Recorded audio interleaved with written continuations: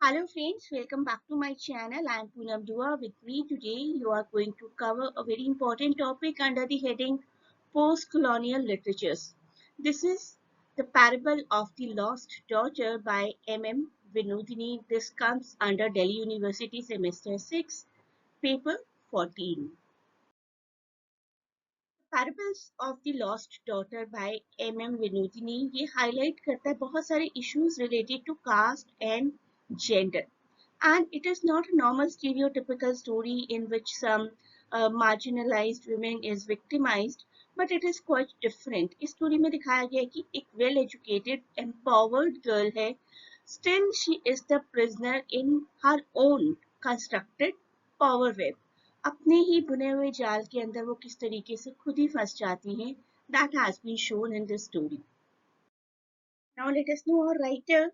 M.M. Vinodini एक writer हैं, scholar हैं, and made herself a great name in Dalit feminist kind of literary circle and among all the Dalit activists as well.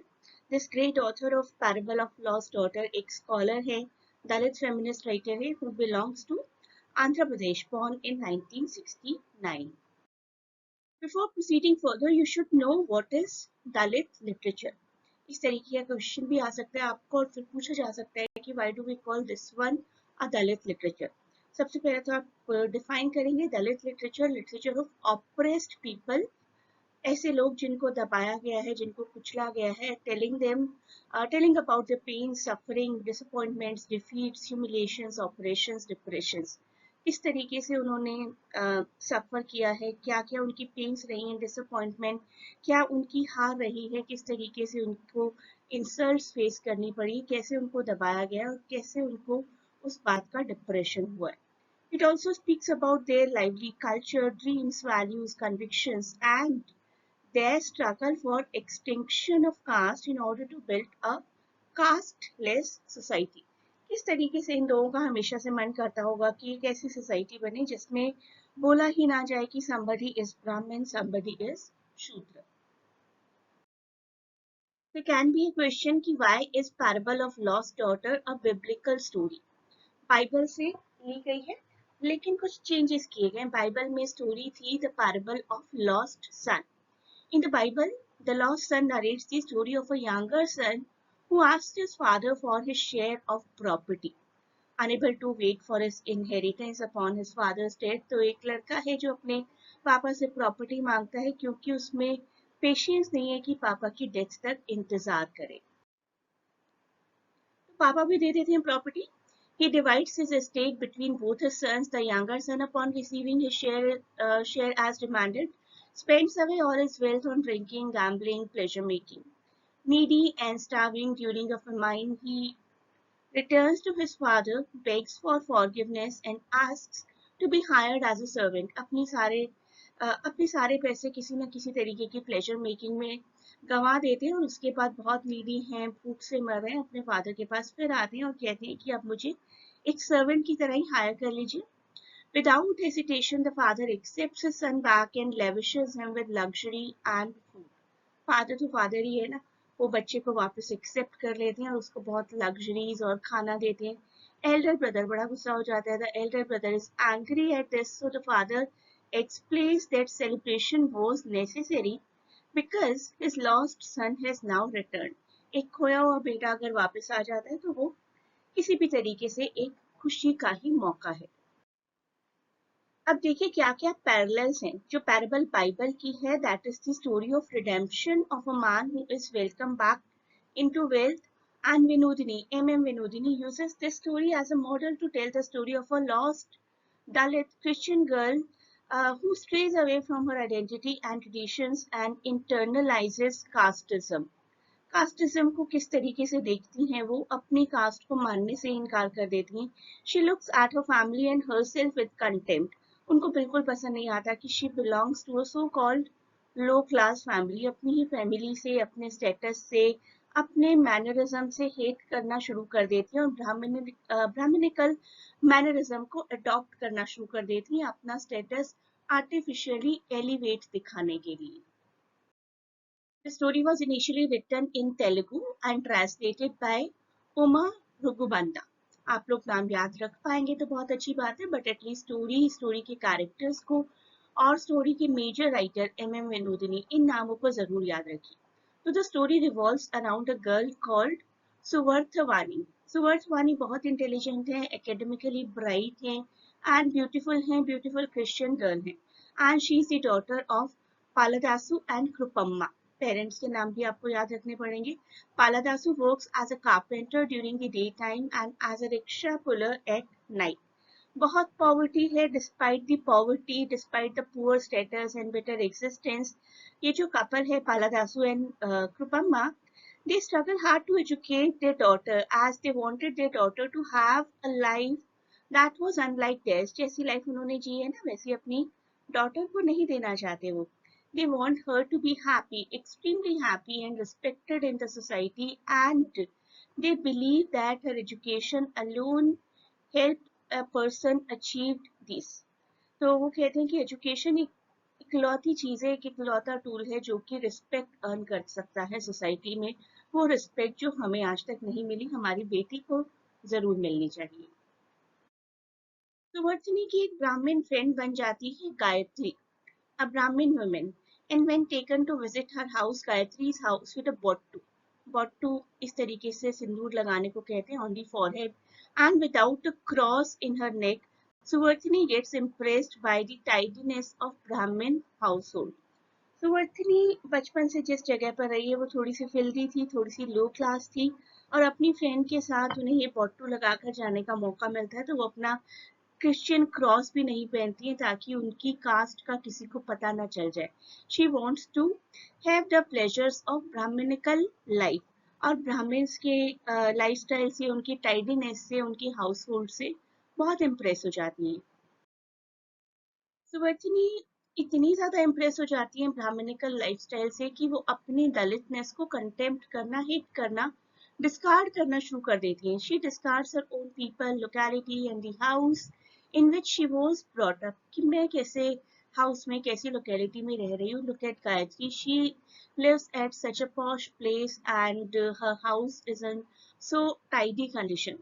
She compares the clean Brahmin locality with her own place of living that is like a gutter, and starts repudiating her parents for their shabby appearance and insists on tidiness. उसको अपने रहने की जगह, अपना घर, अपने parents, सब थोड़े से अनटाइडी, सब थोड़े से शैबी लगने लगते हैं और वो टाइडीनेस को इंसिस्ट करती रहती हैं। इवन अपना नेम भी शॉर्ट कर लेती हैं। सुवर्थवानी उनका पूरा नेम है ना, she just wants to be called by Vani now.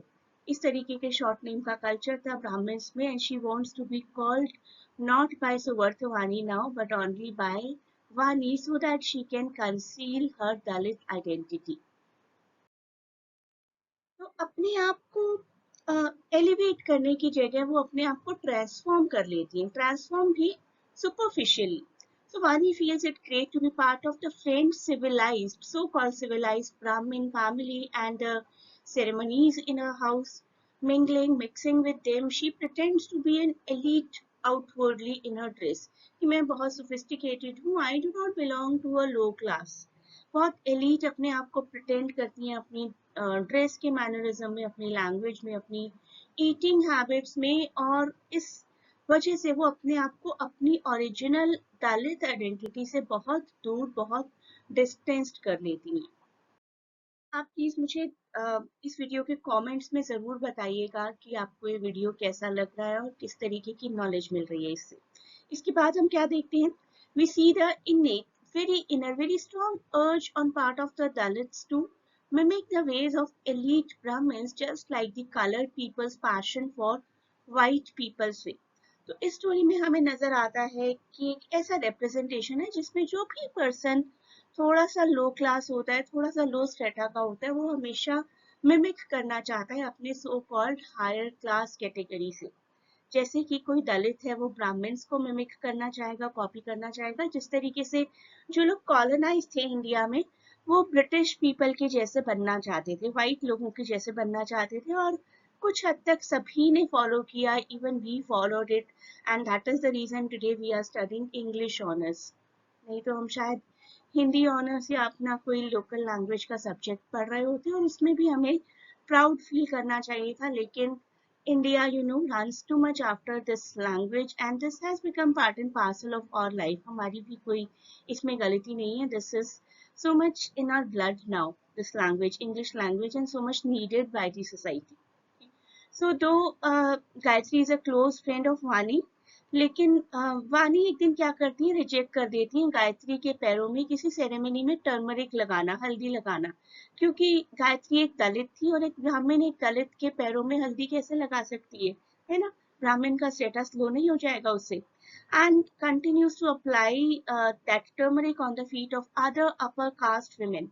तो गायत्री जो कि इनकी खुद की फ्रेंड है वानी की, वो खुद ही वानी को रिजेक्ट कर देती है एज अ लो क्लास. तो वानी को बड़ा बुरा लगता है, लेकिन फिर भी वो वहां से जाती नहीं है. इतना इंसल्टेड फील होने के बाद भी वो अपने आप ही अपने पैरों में वो हल्दी अप्लाई करती हैं और उस सेरेमनी में पार्टिसिपेट करती हैं, क्योंकि वो इस ब्राह्मणिकल सोसाइटी का पार्ट बनना चाहती हैं. कंप्लीटली अपने आप को एब्सटेन नहीं करना चाहती हैं यहाँ के प्लेजर से.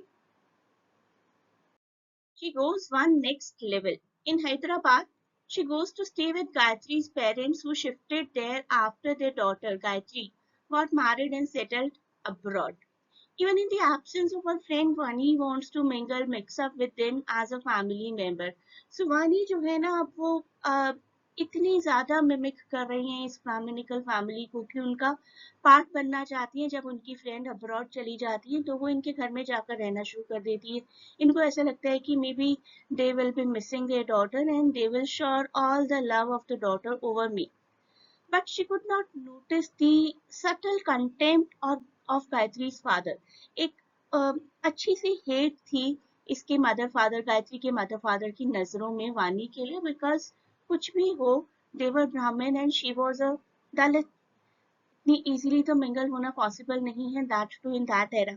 So when she visits the house, she is kept in a quite separate room at the entrance of the house and is not allowed to mix with them too much. अब देखिए आगे क्या होता है. One afternoon, Gayatri's brother-in-law comes across Vani in the street and offers lift on his motorcycle. Gayatri का एक male relative brother in law Vani से टकरा जाता है और उसको लिफ्ट ऑफर करता है. एंड शी हेजिटेटिंगली, घबराते हुए, थोड़ा सा सकुचाते हुए एक्सेप्ट कर लेती है, sits on the back seat. And he drives through potholes, applying unnecessary brakes and takes her to a cafe. I hope unnecessary brakes का आप मतलब समझ गए होंगे. He wanted to have the physical intimacy with her. That is why he kept on using unnecessary brakes.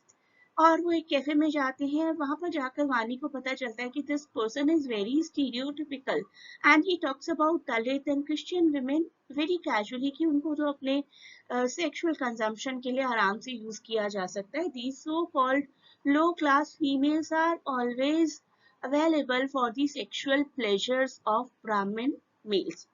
So his talks reveals the licentiousness or lustfulness of the upper caste men and the desire to have sexual pleasures from the so-called polluted Dalit women, as if their bodies are accessible to them, as if their bodies are just an object.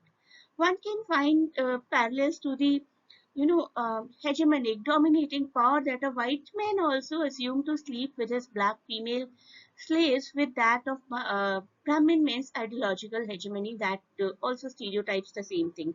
उस वक्त भी ऐसा हुआ करता था जब हम लोग कॉलोनाइज थे. जो कॉलोनाइजर्स थे वो इंडियन फीमेल्स को भी अपनी स्लेव की तरह एक सेक्सुअल ऑब्जेक्ट ही मानते थे, और वही पैरेलल सोसाइटी में चल रहा है कि जो भी सो कॉल्ड हाई क्लास है, लो क्लास फीमेल्स को अपने लिए एक सेक्सुअल ऑब्जेक्ट मानते हैं. So this motorcycle and cafe incident was an eye-opener for Vani.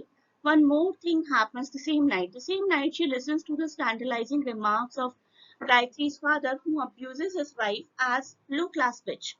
वो अपनी वाइफ को इमीडिएटली कहते हैं, you low-class bitch, low-caste bitch, for just a negligible mistake. So this was a sheer disrespectness of this lady.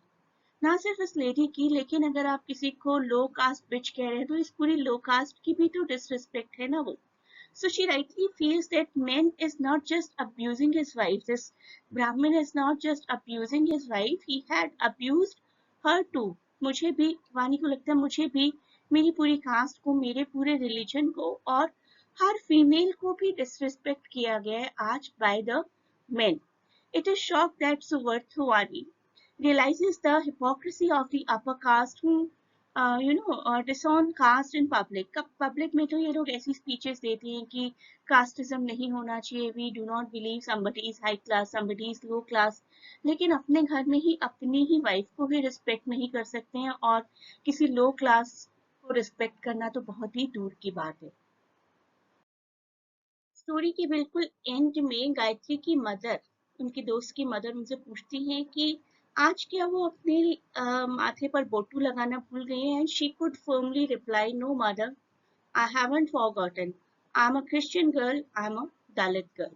So thus we can say the lost daughter regains her Dalit identity, turns strong and sensible for her community, and thus the story reveals the freedom, the emancipation of Dalit women with education, though not wholly, completely liberated or free from this kind of stigma, लेकिन at least अपनी identity में she starts taking pride. Now comes the major theme of this story, that is Bildungsroman. Bildungsroman का मतलब होता है कि एक ऐसी स्टोरी जिसमें एक कैरेक्टर को फ्रॉम चाइल्डहुड टिल यूथ दिखाया गया है and that person goes astray, बीच में अपना पाथ कहीं पर भूल जाते हैं लेकिन उसी पाथ पर वापस आ जाते हैं. So this parable can be seen as the Bildungsroman of the Dalit Christian girl Suvarthavani, girl from her internalized oppression to empowerment. शुरुआत में वो किस तरीके से ऑपरेस की गई अपने ही द्वारा. Her friendship with Gayatri, a Brahmin girl, causes her to despise, to hate her own identity, her own origin. She stops eating beef and does not want to be seen with her carpenter, rickshaw puller father, begins speaking like Brahmins, shortens her name just to Vani, reads and listens to classical Brahminical literature, fusses about cleanliness, and so on. She doesn't protest when Gayatri applies botu on her forehead and denies to apply turmeric on her feet. Suvarthavani essentially begins performing a Brahmanism out of her identity. And her Bildungsroman, her eye-opening lies in her developing a consciousness of how her identity as a woman, as a Dalit, as a Christian girl is more important than copying these Brahmins. You may join the classes to cover all the topics in detail. At present, the exams are going on, so we are not conducting the batches for Delhi University. Please do not forget to share and subscribe the channel. Thanks a lot for watching and best of luck for your exams.